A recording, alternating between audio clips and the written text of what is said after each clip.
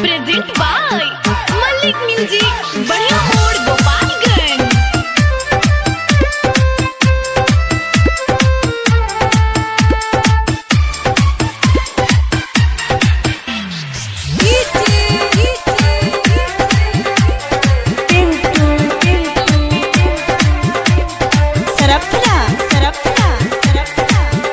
जिस पगली को दिल से चाहा,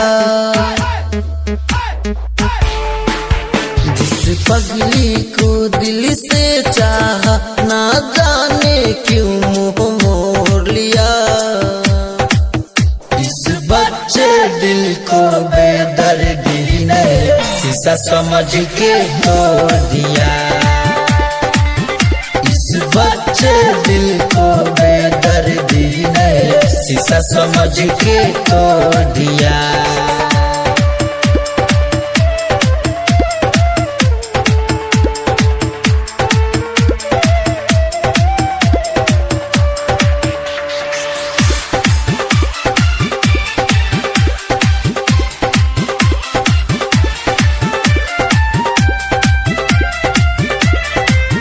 खुद को लुटाए बैठे थे जिसके मिजाज पर, मरते थे सच में उसके हर अंदाज पर।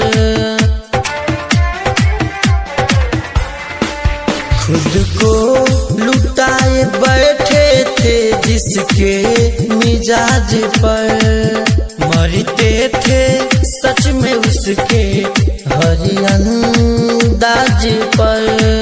हमको ठुकरा के उसने गैरों से रिश्ता जोड़ लिया। इस बच्चे दिल को बेदर्दी ने शीशा समझ के तोड़ दिया। इस बच्चे दिल को बेदर्दी ने शीशा समझ के तोड़ दिया।